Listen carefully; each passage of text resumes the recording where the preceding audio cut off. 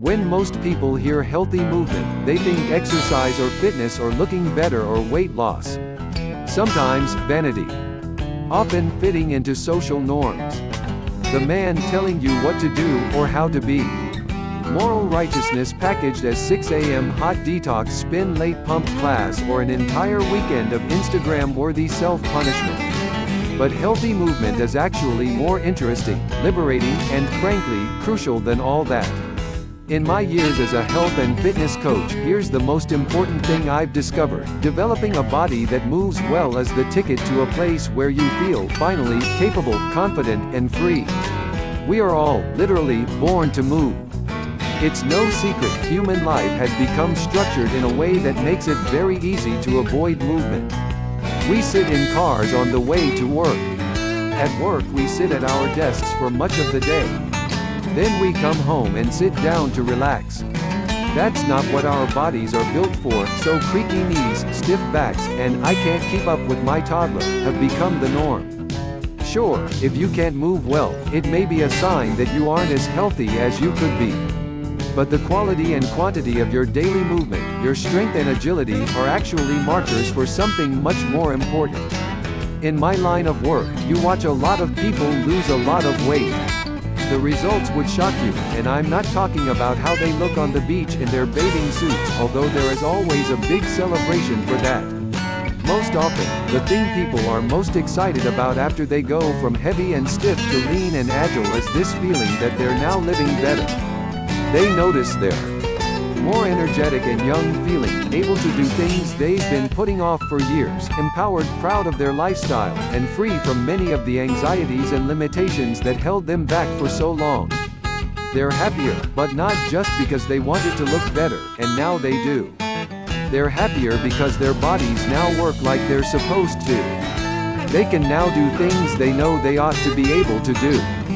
As humans, we move our bodies to express our wants, needs, emotions, thoughts, and ideas. Ultimately, how well we move, and how much we move, determines how well we engage with the world and establish our larger purpose in life. If you move well, you also think, feel, and live well. It's proven that healthy movement helps us feel well, physically and emotionally, function productively, think, learn and remember, interact with the world, communicate and express ourselves, connect and build relationships with others. We don't need workouts to move.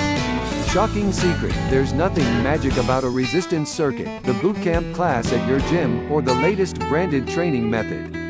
Our ancestors didn't need to work out when they were walking, climbing, running, crawling, swimming, clambering, hauling, digging, squatting, throwing, and carrying things to survive. Nor did they need an exercise class when they ran to get places, danced to share stories or celebrate rituals, or simply played. Working out is just an artificial way to get us to do what our bodies have for most of human history, known and loved, regular movements we lost and forgot as we matured as a species. We may not hunt for dinner anymore, and we may opt for the elevator more often than not. We may move less. But movement is still programmed into the human brain as a critical aspect of how we engage with the world. Therefore, to not move is a loss much, much greater than your pant size. What factors determine how your body moves? While there are universal human movement patterns, our specific movement habits are unique to us and to our individual bioengineering. Basically, the human body amounts to a sophisticated pile of interconnected levers. Muscles are attached to bones with tendons. These tendons connect to 2 or more bones across a joint. When a muscle contracts or shortens, the tendons pull on the bone. That contraction and pull causes the joint to flex, bend, or extend, straighten. How you move is determined by the size, shape and position of all of those parts, along with anything that adds weight, like body fat.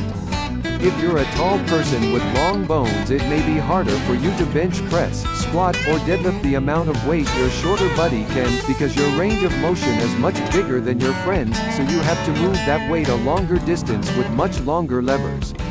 This is why there aren't many super tall weightlifters or powerlifters, and why great bench pressers usually have a big ribcage and stubby T-Rex arms.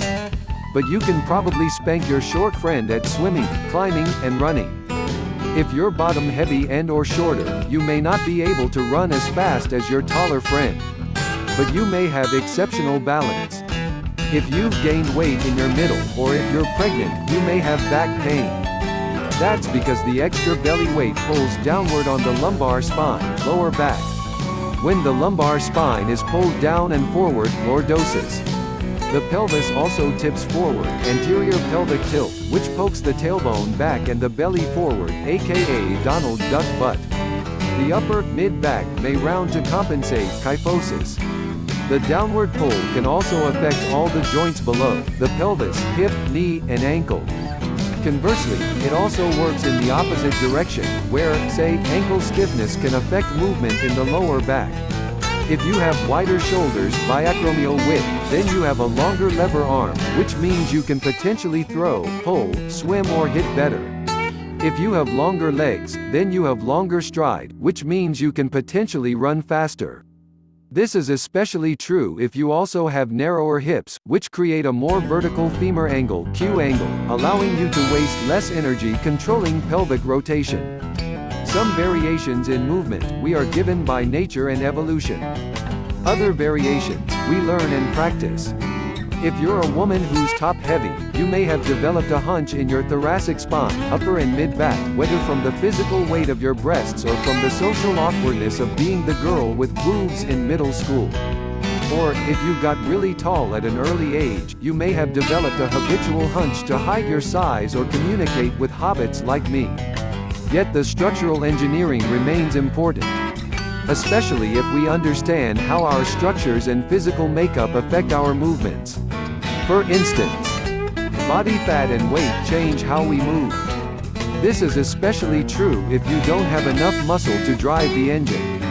At a healthy weight, your center of mass is just in front of your ankle joints when you stand upright. However, the more mass you have, especially if you have extra weight in front, the harder your lower legs and feet have to work to keep you from tipping forward. This puts additional torque, rotational force, on ankle joints. Once you start walking, which is, essentially, a controlled forward fall, you have to work even harder to compensate. Any unstable or changing surface, stairs, ice, fluffy carpet, or wet floor, requires your lower joints to adjust powerfully and almost instantaneously, literally millisecond to millisecond. As a result, obese children and adults fall more often. Human bodies are amazingly adaptable and clever, but nevertheless, physics can be an unforgiving master. The good news is that this is generally reversible. No matter where you're starting, the more you move, the better your body will function. When we move, our muscles contract, we load our connective tissues and bones, we increase our respiration and circulation, and we release particular hormones and cell signals. All of these, and a variety of other physiological processes, tell our bodies to use its raw materials and the food we eat in certain ways. For instance, movement tells our bodies to retrieve stored energy, e.g. fat or glucose, and use it to store any extra energy in muscles, or use it for repair, rather than storing it as fat, to strengthen tissues such as muscles, tendons, ligaments, and bones, and to clear out accumulated waste products. And improved body functions ensure you'll be able to move well in. Climb stairs or hills, step over obstacles, carry groceries, stand up from sitting down, or get up from the floor, grasp and hold objects like a hammer pull, or drag things like a heavy door or garbage, can walk an excitable dog. The more we can do confidently and capably, the fitter we'll be. Even better, that means we'll do more. That leads to more fitness. And this virtuous cycle continues. Movement does more than just get us into shape. Despite eyeglasses and iPhones, humans are still animals. We're meant to move with the grace and agility of a tiger or a monkey. And movement offers us a tremendous number of, sometimes surprising, benefits. Movement is how humans and other animals interact with the world. As babies, we immediately start grabbing things, putting things in our mouths, reaching for things, and clinging to our, now less furry, primate parents. We are tactile, kinesthetic beings who must directly interact with physical stimuli, touching, tasting, manipulating, moving ourselves around objects in three-dimensional space. Movement helps us connect and build relationships with others. Movement is a sensor for the world around us. In one study, when people's facial muscles were paralyzed with Botox, they couldn't read others' emotions or describe their own. We need to mimic and mirror the body language and facial cues of one another to connect emotionally and mentally. From the puffed chest posturing of drunken young men outside a bar, to Beyoncé's fierce dance moves, to the mating rituals like close leaning and eye contact, to the laser stare your mom gives you when she knows you're up to no good. Movement gives us a rich, nuanced expressive language that goes far beyond words, helping us build more fulfilling and lasting relationships with fewer misunderstandings, disconnections, or communication bloopers. Movement helps us think, learn, and remember. You might imagine that thinking lives only in your head. But in reality, research shows we do what's called embodied cognition, in which the body's movements influence brain functions like processing information and decision-making, and vice versa. So thinking lives in our entire bodies. But even if thinking were limited to our brains, there is evidence that movement and thought are intertwined. It turns out that the cerebellum, a structure at the base of the brain previously thought to only be used for balance, posture, coordination, and motor skills, also plays a role in thinking and emotion. Also, movement supports brain health and function in many ways by helping new neurons grow and thrive, i.e. neurogenesis. Every day, our brains produce thousands of new neurons, especially in our hippocampal region, an area involved in learning and memory. Movement, whether learning new physical skills or simply doing exercise that improves circulation, gives the new cells a purpose so that they stick around rather than dying. Thus, movement helps maintain existing brain structures, helps slow age-related mental decline, helps us recover if our brain is injured or inflamed, lowers oxidative stress, and increases the levels of a substance known as brain-derived neurotrophic factor, or BDNF, which is involved in learning and memory. Move well, move often, get smarter. Movement affects how we feel physically and emotionally. People of all shapes and sizes say they have a better quality of life, with fewer physical limitations, when they are physically active. If you exercise regularly, you probably know that kick-ass workouts can leave you feeling like $1,000,000. Personally, I think of mine as anti-bitch meds. Research that compared exercise alone to diet alone found people who change their bodies with exercise, rather than dieting, feel better about their bodies, about their capabilities, about their health, and about their overall quality of life, even if their weight ultimately doesn't change. Now, just imagine if you combine the magic of exercise with brain-boosting and body-building nutrition. Find out what healthy movement looks like for you. Not everyone has to be, or can be, a ballet dancer or Olympic gymnast. As a 5', 40-something woman who can't run well nor catch a ball, I'm fairly sure the NBA and NFL won't be calling me. But I'm also not saying that, well, guess I shouldn't climb the stairs because of my Q angle is the way to go. I'm saying, today, pay special attention to how you move. Be curious. As you go through the mundane activities of your day, notice how your unique body shapes your movements. How do you move, and how could you potentially move? In our coaching programs, we work with a lot of clients who have physical limitations, such as chronic pain or movement restrictions, say from an injury or inflammation, too much body fat and or not enough lean mass, too many or too few calories, nutrients to feel energetic, age-related loss of mobility, a physical disability, neurological problems. You may have some body configuration that makes it easier or harder for you to do certain things.